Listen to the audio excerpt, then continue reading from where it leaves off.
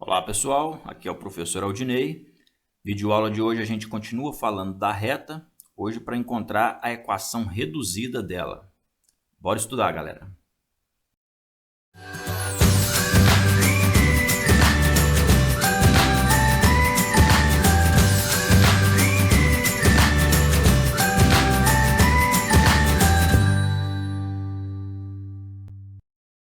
Pessoal, na última videoaula nós falamos, da reta passando por dois pontos, como a gente faz para encontrar a equação geral dessa reta, a reta que passa por dois pontos. Lembra? A gente vai lá e calcula o determinante através da regra de Sarry, lembrando sempre de igualar esse determinante a zero, por conta do alinhamento dos pontos. Feito esse cálculo aí, a gente chega aí nessa equação que a gente chama de equação geral da reta. Essa equação, inclusive, pode até ser simplificada ali. A gente pode dividir todos os termos da equação por 2. Simplesmente vem aqui, coloca um dividido por 2, indicando que todos os elementos dela vão ser divididos por 2. A gente chegaria, então, nesse novo formato da equação geral. Ainda uma equação geral. Se a gente isolar o y nessa equação, olha o que vai surgir. O menos x passa mais x, o menos 1 passa mais 1. E esse formato de equação aí, com o y isolado e o x no segundo membro, junto com aquele termo independente ali, é o que a gente chama de equação reduzida da reta. Na verdade, a gente pode encontrar uma equação reduzida a partir de uma equação geral. Beleza? Então, é desse tipo de equação que nós trataremos nessa aula. Uma outra maneira de encontrar essa equação reduzida da reta é a partir da inclinação dela. O ângulo formado aqui, entre a reta e o eixo x. A gente imaginando que aqui é o início de uma semirreta IX, vamos chamar assim, e a outra semirreta aqui IR. Esse ângulo aqui formado por essas duas semirretas, esse ângulo alfa, pode nos ajudar a encontrar aí essa equação reduzida da reta. Para isso, vamos fazer o seguinte, vamos pegar um ponto genérico ali, naquela reta R de coordenadas x e y. Então, vou até indicar aqui, ponto P de coordenadas x e y. Olha o ponto onde a reta intercepta aqui o eixo y, Esse ponto aqui a gente sabe que a abscissa dele é zero. Intercepta ali em um número qualquer, vamos chamar de número n, Então, as coordenadas desse ponto Q aqui seria 0 e n. Vamos lá, vamos ver o que a gente consegue aqui com isso. Para chegarmos aí numa relação que nos dê essa equação reduzida, vamos descer um triângulo retângulo aqui, abaixo dessa reta R. E aí esse triângulo retângulo, com esse cateto aqui paralelo ao eixo x, nos dá um ângulo congruente àquele ângulo formado lá embaixo, A gente tem aí que por retas paralelas, traçando-se uma transversal, a gente consegue aí ângulos correspondentes congruentes. Então, com certeza, esse ângulo alfa aqui é o mesmo ângulo alfa que eu estou vendo lá. E daí, O que a gente quer com isso daqui? Triângulo retângulo, galera. A gente pode estar usando aqui a geometria plana a nosso favor. Se a gente prestar atenção, agora, esse cateto aqui, o cateto PRRP, a gente pode chamar ele de cateto oposto. Vou escrever aqui CO, indicando que é o cateto oposto desse meu triângulo retângulo. Agora o outro cateto aqui, o QR, é o que a gente chamava lá na geometria plana de cateto adjacente. E aqui em cima a gente tem a hipotenusa, que no momento eu não vou preocupar com ela não. Acho que o cateto oposto e o cateto adjacente nos ajuda aqui a encontrar alguma relação aí que nos dê essa equação reduzida. E com cateto oposto e cateto adjacente, a gente pode nos lembrar aí da tangente. Lembra? Tangente de um ângulo é dada pelo cateto oposto sobre cateto adjacente. No caso ali a gente pode falar que é o PR sobre o QR, O cateto oposto, que é aqui, de P até R, e o cateto adjacente, que é aqui do ponto Q, O ponto Q que está interceptando ali o número n, que a gente não sabe que número é, mas o cateto é esse segmento aqui de Q até R. Para descobrir as medidas, né, desse cateto oposto, desse cateto adjacente, vamos lá. Distância entre pontos, hein? Geometria analítica aqui agora. Só que esses pontos estão aqui alinhados verticalmente, né? Paralelos ao eixo Y. Então, eu poderia simplesmente, para descobrir a medida aqui do cateto oposto, pegar o valor de Y menos o valor de N, né? E para descobrir ali o cateto adjacente, é só pegar o X menos o zero. Então, vou escrever isso ali em cima, né? Eu vou pegar o Y do P menos o Y do R. O Y do P aqui, ó. Menos o Y do R, que no caso é o N, né? O Y do ponto R. E o cateto adjacente ali, eu vou pegar o X do R, que é o X aqui que a gente está vendo, menos o X do Q, que é o zero. Então, vai ficar desse jeito, né? Y menos N sobre X menos zero. X menos zero é X. O Y menos N é que a gente não consegue aí fazer esse cálculo ainda, né? São valores quaisquer aí. Mas vamos lá. Tangente de alfa, então a gente chegou ali, ó, nessa relação, que ela vale Y menos N sobre X. Vou até jogar aqui do lado para ficar fácil de perceber. Galera, esse valor dessa tangente de alfa, né, a gente vai estar chamando aqui de coeficiente angular, viu? Tem a ver com a inclinação da reta, tem a ver com aquele ângulo ali, né? A tangente de alfa ali vai nos dar o que a gente chama de coeficiente angular aí da equação da reta, que a gente está tentando encontrar. E vamos fazer o seguinte, vamos chamar essa tangente de alfa agora de M. Se eu usei aquele N para indicar a ordenada onde a reta intercepta o eixo Y, agora esse valor da tangente de alfa a gente vai estar chamando dele de M, beleza? E o restante ali eu vou conservar, Y menos N sobre X. Olha só, está quase chegando lá naquele formato da equação reduzida, onde o y fica isolado. Para isolar esse y aqui, né, não está difícil. Basta jogar o x para o outro lado, multiplicando ali o m, está aqui dividindo, passa para lá multiplicando, e esse menos n passa para lá mais n, né? De modo que a equação vai ficar assim, ó. Y igual a mx mais n. Bem parecido com a que a gente encontrou anteriormente, lembra? Y igual a x mais 1. Eu poderia até escrever como 1x aqui, né? Esse seria o valor do m. É isso. É aí que a gente encontra a nossa equação reduzida da reta. A equação reduzida da reta sempre vai ter esse formato, certo?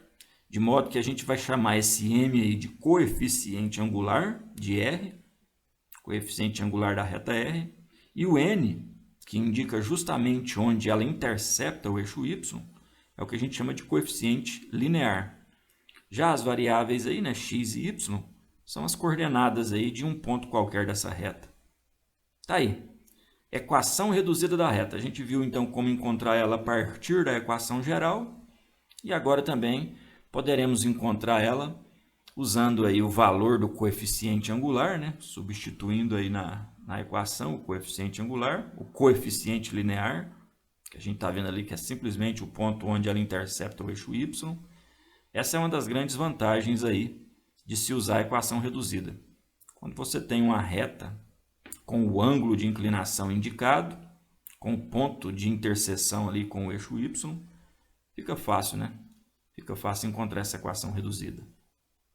Vamos com um exemplo, né? Vamos com um exemplo aqui para encontrar essa equação reduzida. Olha só essa reta aí, com o ângulo de inclinação ali de 60 graus, beleza? A gente sempre olha o ângulo de inclinação, galera, nesse sentido aí. É como se a reta R ali, ó, ela estivesse partindo aqui do eixo X e abrindo, né, digamos assim, esse ângulo nesse sentido aí, anti-horário, beleza? Então é aí que você olha esse ângulo de inclinação. Se a reta, por exemplo, estiver desenhada nesse formato aqui, a gente vai ver caso, né, o ângulo de inclinação vai estar ali, ó. É isso. Cuidado para olhar esse ângulo de inclinação da nossa reta R. Está lá o ponto de interseção com o eixo Y, então não está difícil, né? Não está difícil encontrar. A gente pode concluir aí, por exemplo, que o valor do m naquela equação y igual a mx mais n é esse o formato que a gente está tentando encontrar, o valor do m é a tangente de 60 graus. Tangente de 60 graus, né? E o n é o 2 ali, ó, onde ela está interceptando o eixo y. Tangente de 60 graus está lá na tabelinha de ângulos notáveis, não se esqueçam, hein? Aquela tabela que a gente constrói ela até com uma musiquinha. Estou pegando aqui uma emprestada da galera do Descomplica, coloridinha, bonitinha, né? Tá lá, ó, tangente de 60 graus, quanto que vale? Raiz de 3. Então a gente pode ali substituir, né? Eu já sei que o valor de m agora é simplesmente raiz de 3. Tá vendo? Não tem determinante, não tem aquele tanto de multiplicação, simplesmente observação. Olha o ângulo, qual que é a tangente dele? Raiz de 3? Então morreu. Olha onde intercepta o eixo y, intercepta no 2, então o n é 2. Vai lá, pega então aquele formato de equação, mx mais n, e substitui. No lugar aqui do coeficiente angular, você coloca a raiz de 3. No lugar do coeficiente linear, você coloca o 2. Essa é a forma reduzida da equação da reta R. E o interessante é que dela também você pode chegar na geral agora, né? Basta a gente jogar todos os termos lá para o primeiro membro, né? Joga raiz de 3 lá para o primeiro membro, você teria menos raiz de 3x mais y menos 2 igual a 0. Então, nós vimos como sair da geral para chegar na reduzida e agora tem até essa maneira de pegar uma reduzida e reescrever ela no formato geral aqui, né? É isso. Tá aí um exemplo, então, de como encontrar a equação reduzida da reta, sabendo do ângulo de inclinação dela em relação ao eixo x e sabendo ali da ordenada onde ela intercepta o eixo y. Vamos lá, vamos com mais um exemplo aqui, duas retas agora, e como eu alertei, né? Olha a questão do ângulo de inclinação. Se você olha para essa reta em vermelho aqui, a reta R, o ângulo de inclinação, né, partindo aqui do eixo x até atingir a nossa reta R ali, ó, tá até a seta indicando, né, como que você olha o ângulo de inclinação. Então a reta R tem 45 graus aí de ângulo de inclinação, certo? A declividade dela aí é de 45 graus, outra palavrinha que aparece muito. Já a reta S, se a gente partir então ali, né, do eixo X, encaixando um transferidor ali, vamos dizer assim, para medir, você vai olhar nesse sentido aí, e aí eu vou ter 135 graus, hein? Quero o quê? Quero a equação reduzida, né? Então eu preciso aí do valor de m, que eu já sei que é simplesmente a tangente do ângulo, né? Se eu souber o valor da tangente do ângulo, eu sei o valor do m. Vamos até indicar aqui de novo. É a tangente. E o n nada mais é do que o coeficiente linear, a ordenada onde a reta intercepta o eixo y. Ali eu estou vendo que as duas interceptam ali no zero, ó. Intercepta o eixo y no zero. Então eu já sei que as duas equações aí terão o n zerado, né? Se a gente for escrever aqui, já pode até começar a redigir as equações. Essa em vermelho aqui vai ser y igual a alguma coisa x, né? Vamos ainda preocupar com a tangente ali daqui a pouco de cada ângulo. Alguma coisa x mais zero, que é o valor do n ali. Já a outra reta em azul, deixa eu pegar o azul ali, eu vou ter y igual a alguma coisa x mais zero também. Essa alguma coisa, repito, né, é a tangente dos ângulos que a gente está vendo ali formado entre a reta e o eixo das abscissas. Vamos lá, tangente 45. Vamos pegar a tabelinha do Descomplica de novo aqui, hein? 45 graus, olha a tangente, quanto que é? É 1. Então, a primeira equação aqui está fácil, hein? Seria 1x mais 0. Ou seja, é a equação y igual a x. O que faz muito sentido, porque a gente até conhecia essa equação, né? A famosa equação da reta, que a gente chama de bissetriz dos quadrantes ímpares. Quando a gente começou a estudar a geometria analítica, a gente já tinha encontrado essa equação. É a equação da reta onde os pontos têm abscissa igual a ordenada. Estão lembrados disso aí? O y é igual ao x em qualquer ponto que eu pegar nessa reta aqui, na bissetriz dos quadrantes ímpares. A gente já tinha encontrado essa equação, né, por observação, e agora a gente tem esse uso aqui da equação reduzida para chegar de novo na mesma equação. Então, beleza, y igual a x é a equação da reta R. Vamos até indicar aqui. R, dois pontos, melhorar essa letrinha aqui, né? R, dois pontos, y igual a x. Agora, galera, muito cuidado, hein? Porque eu quero a tangente do 135. Cadê o 135 aqui na tabela de ângulos notáveis, hein? Não temos. Aí eu tenho que lembrar lá do ciclo trigonométrico na geometria plana. Vou até desenhar um ciclo trigonométrico aqui, ó. Ele está piscando ali no interior do plano cartesiano para quem ainda não visualizou. Beleza? Ali a gente faz o seguinte, né? Traça ali o eixo das tangentes para lembrar que o 135 é um ângulo simétrico ao de 45. Ou seja, os valores ali que eu tenho para 40, o valor que eu tenho para 45 é o valor que eu tenho para o 135. Porém, né, com o sinal invertido, porque olha lá, se a gente pega essa reta e olha lá para o eixo das tangentes, está interceptando o eixo das tangentes aqui na parte negativa, né? Então seria menos 1, enquanto que a reta R intercepta o eixo das tangentes lá na parte positiva, lá no 1, né, que é o raio desse ciclo trigonométrico aqui. Lembra que o ciclo trigonométrico tem raio 1? Então, por isso que a tangente de 45 ali, né, é justamente 1, é essa medida algébrica aqui deste trechinho do eixo das tangentes. Já olhando para a reta S, né, ela intercepta o eixo das tangentes ali na parte negativa. Então, o que eu vou ter? Eu vou ter que a tangente de 135 é menos 1. A gente pode até complementar aqui, né?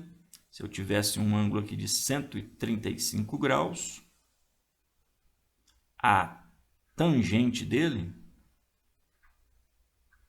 seria menos 1, porque é um ângulo simétrico ao ângulo de 45. Porém, o valor ali dessa tangente é o oposto do ângulo de 45.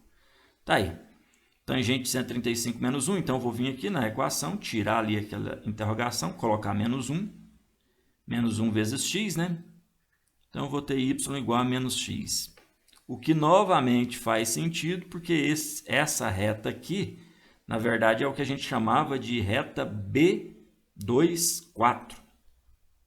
A bissetriz dos quadrantes pares, né? Passa pelo segundo e pelo quarto quadrante.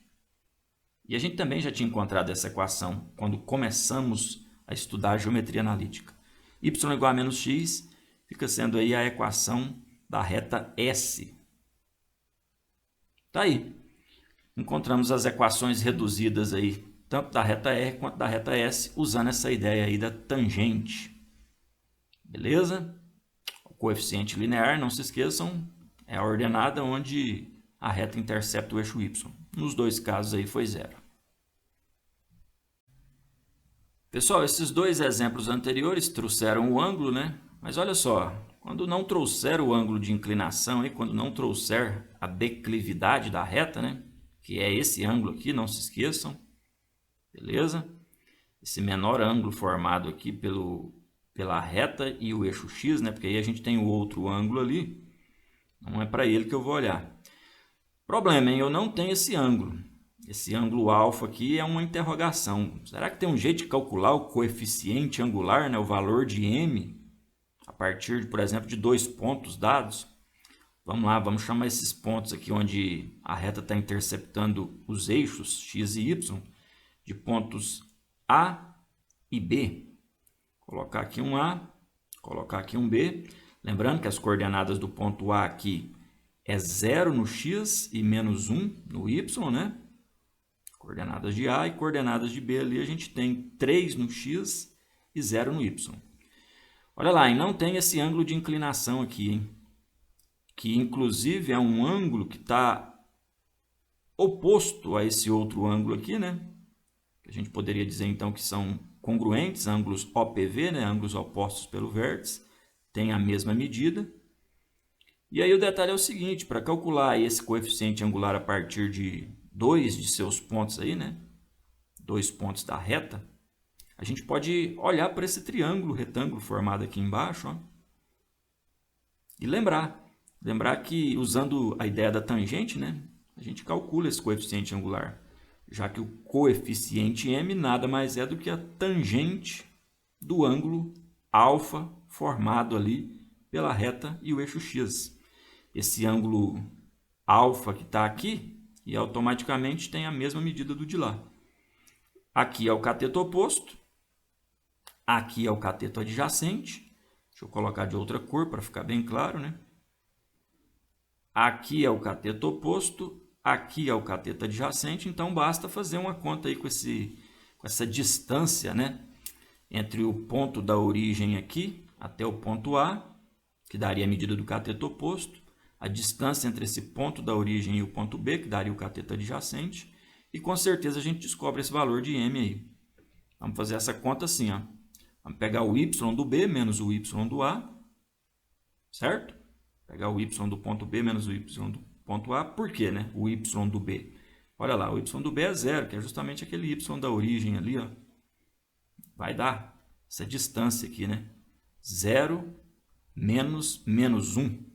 Vai dar para mim a medida desse cateto, que eu estou vendo que é 1, né? Não precisava nem fazer aquela contaiada. Por observação aqui eu vejo a medida dele ali, o comprimento, vamos dizer ali, vai dar 1, né? Ou esse menos 1 aí seria o que a gente chamaria de medida algébrica. Já aqui, né, o cateto adjacente, eu estou vendo que é 3, mas eu descubro ele fazendo, né? O x do B, que é o 3 ali, menos o x do A, que é o 0 lá da origem. Então, substituindo esses valores, olha o que vai acontecer aí, né? Eu vou ter 1 sobre 3. Olha aí, outra maneira então, né? Quando eu não tenho ângulo, como é que eu faço para descobrir esse tal desse m? Só pegar o y de um ponto menos o y do outro, o x de um ponto menos o x do outro. Fazendo isso, a gente encontra aí o nosso coeficiente angular da reta R, certo? No caso, se a gente chamar essa reta aqui de reta R. Usando então a equação reduzida ali, né? O que a gente vai ter, né? A gente vai ter ali 1/3 de x menos 1. O coeficiente linear, que é onde a reta intercepta o eixo y, está lá, é menos 1. O coeficiente angular, a gente acabou de calcular, usando novamente a ideia de tangente. E aí, eu também posso escrever como x sobre 3 menos 1. Afinal de contas, 1 vezes x, né? Vai dar x. E essa daí é a equação reduzida da reta, que eu poderia também ter calculado através do determinante. E não se esqueçam, de repente acha isso aqui muito complicado, muito confuso, né? Beleza, vai lá, usa o determinante, acha a equação geral, isola o y e também chega na reduzida. Pessoal, fechando aqui, é importante destacar o seguinte sobre essa questão do ângulo de inclinação ali da reta, né? Olha só, quando este ângulo é agudo, a gente vai perceber que sempre o valor de m é positivo, hein? Essa reta, inclusive, quando está nessa posição, a gente costuma chamar ela de crescente, né? Quando o coeficiente angular ali é positivo, a gente tem a reta crescente, certo? O ângulo de inclinação é agudo, o m é positivo, porque a tangente ali vai dar um valor maior do que 0. Agora, se a gente tiver aí esse ângulo obtuso, a gente vai ter um m negativo. A gente costuma dizer que essa reta, inclusive, é decrescente. À medida que aumenta os valores de x, os de y diminuem, certo? Temos também o caso aí da nossa reta paralela ao eixo x, né? Então, a inclinação aí seria de 0 graus. Se você encaixa aquela reta R ali no eixo x, você percebe que o ângulo é 0 graus. E a tangente de 0 a gente tem, né? A tangente de 0 é 0. Beleza? É só desenhar lá no ciclo trigonométrico que a gente lembra disso. Já a tangente de 90, ela não existe, né? Desde que estudamos o ciclo trigonométrico, vimos que a tangente de 90 não existe. Então, não é possível definir um coeficiente angular aí de R quando a reta é vertical. A reta horizontal a gente ainda tem. Tem um coeficiente angular zerado. E aí a gente vai ter aquela equação de reta y igual ao valor da ordenada, né? Onde está interceptando o eixo y. Já nessa vertical, não.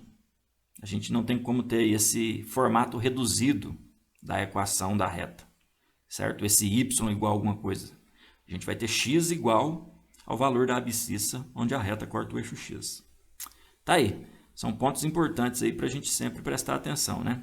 Ângulo agudo m positivo, ângulo obtuso m negativo, ângulo zero M0, né? M de coeficiente angular, hein? Não se esqueçam. E ângulo de 90 graus, a gente não consegue definir o coeficiente angular, porque não existe a tangente desse ângulo de 90.